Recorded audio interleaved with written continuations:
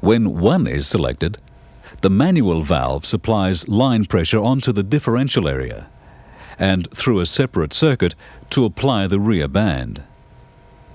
The application of the rear band provides engine braking on overrun. This circuit passes through the bottom valley area of the valve and acts on the large bottom land to hydraulically lock the shift valve down. Governor pressure cannot force an upshift, so the transmission will remain in first gear until the lever is moved to 2 or to D when an upshift can occur.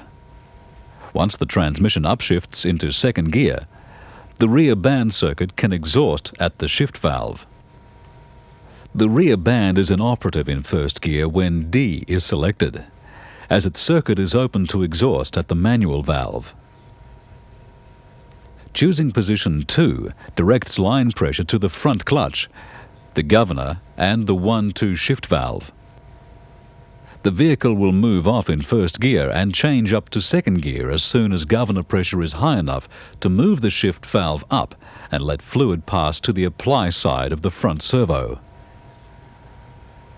No further upshifts can take place since no line pressure is supplied to the 2-3 shift valve.